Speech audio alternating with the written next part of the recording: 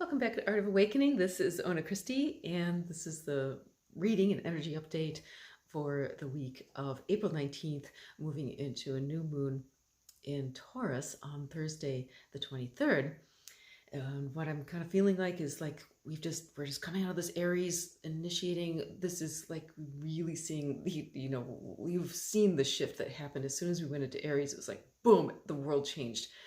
Amazing year. We're going to continue to see pretty massive shifts and developments. It's really exciting. But as we move into Taurus, some of us may start to feel just a little bit more flow. If you've started to get clarity around certain things, you're going to be able to find that you may be able to start flowing a little better into whatever projects are coming up for you. Taurus, of course, has a lot to do with this love and beauty and appreciation of kind of the physical and the manifesting. So let's talk about that a little bit, because this is something that is coming forward massively right now in terms of this whole shift that we're making. It is about embodiment and bringing our consciousness into spirit, into the earth, right? Into our embodied existence. And the earth, of course, her consciousness is rising right now. But a lot of this is about bringing it into kind of physical form. All right. So all this that we're seeing with the pandemic and stuff is really just a reflection of what is happening on the energetic level, right, on the spiritual level, in terms of collective consciousness. And so I think it's really interesting that in response to the virus, we're doing a lot of protection stuff, right? And that mirrors spiritual protection. When you start the healing process, or when you start to awaken, one really important thing to do is, of course, to start to recognize your boundaries and to create shielding and so forth like that, to help to maintain your own autonomous energy, right? Okay, so, but one thing that I've been really shown in the last year or two a lot, my guides keep telling me, is that beyond the shielding, we are, of course, oneness, right? And so the work is to develop our, find ourselves, right? Develop our own autonomous beings so that we can move into oneness without losing ourselves in others, right? So the next step beyond that protection, the shielding, the isolating, right, is to be able to move back into a oneness in a way that is going to be healthy. And so one thing that I keep getting shown is to be like a sun, to radiate, because the more you can radiate your aura, if you think of a radiant sun, nothing can come into it, right? So the aura itself becomes the protection without having to have the shield around it. Now, I'm not saying not to shield, right? If you're called to shield, totally. And I think, if you're starting the awakening process, it's a really important skill to have. But what I am saying is also to start to build that radiant aura. So that's working with that solar plexus area, working with just imagining the opening the hearts. Okay, that's part of that radiant aura, right? So working on those areas to begin to have this open, beautiful, kind of radiant sort of energy around you, right? So let's look at the collective, right? Because the collective right now is just starting this process, right? So of course we're going to have a lot of the whole mask wearing. It's so symbolic, right? That's a protection. And if you think of it that way, it's really interesting how this is worldwide, right? But if you also kind of project, can you imagine a society where nobody ever wants to congregate together, right? Where nobody ever wants to see each other's faces. It's that can kind of lead to depression. We're seeing, issues with that, right? It's hard to be isolated. Humans aren't meant to be isolated, right? So, and again, this is long, I'm thinking very long term here. Not necessarily for right now, but in terms of how are we going to do this sustainably moving forward? It's really going to be important to consider building the immune system, right? Because eventually, you know, we have a choice. We can move into a society where everybody's isolated and stuff, or we can move into one where everybody is so healthy that it's a non-issue, right? That we can continue to move and transact and have gatherings and so forth. Gatherings are so powerful, right? If you've ever been to a big, even a rock concert, right? All these two people together create energy, but a spiritual gathering, it's so powerful to have all those souls and all those energy fields together, right?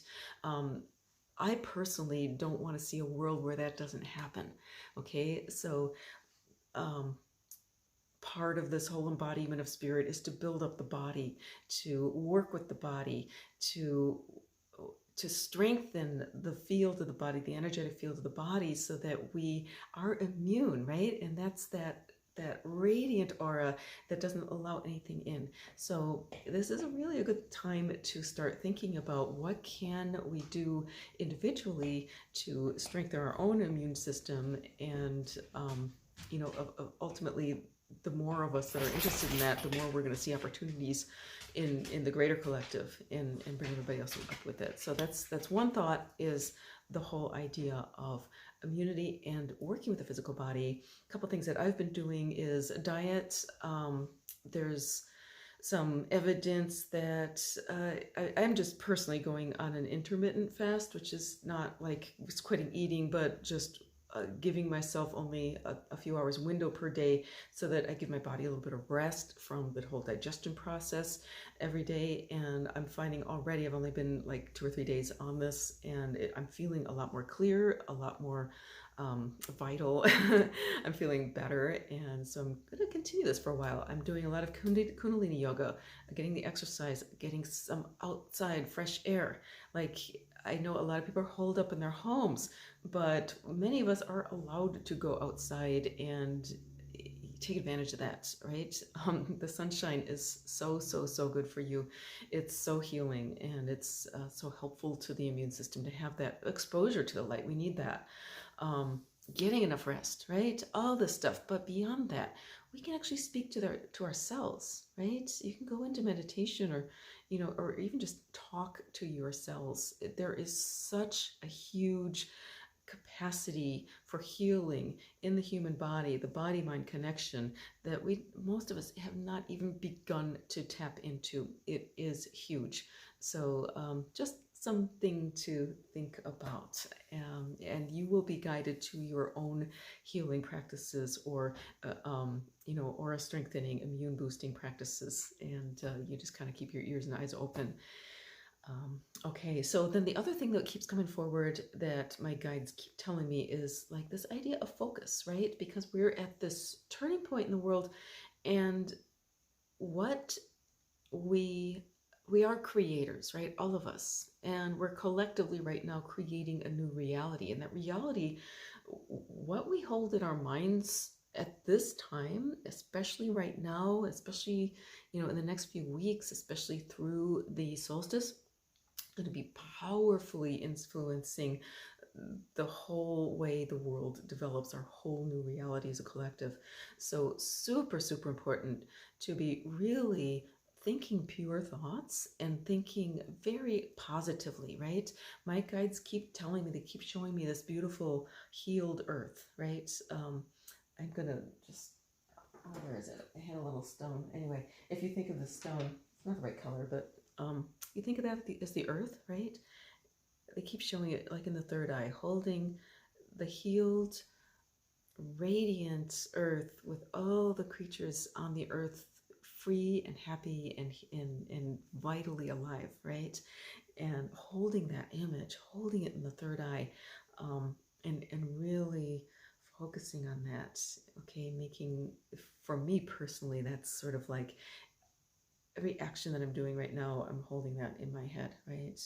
Intending that the actions that I take right now be assisting in bringing that healed earth into creation, right?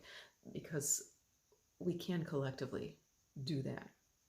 but it is going to take an effort, because there's all sorts of dystopian sort of scenarios that that float around, that have been in movies and so forth, that they're just sort of in the collective consciousness. We can displace that. We can displace that with a utopian outcome, with a utopian consciousness, with a back to Eden, right? This primal, beautiful, healed earth, but it doesn't have to be regressing, right? Because it's a step above. We've come a full cycle of consciousness, right? So really holding that radiant Mother Gaia right there, is going to be extremely powerful, right? And the more of us that hold that image in our mind's eye, that will bring it into creation. We can do this together.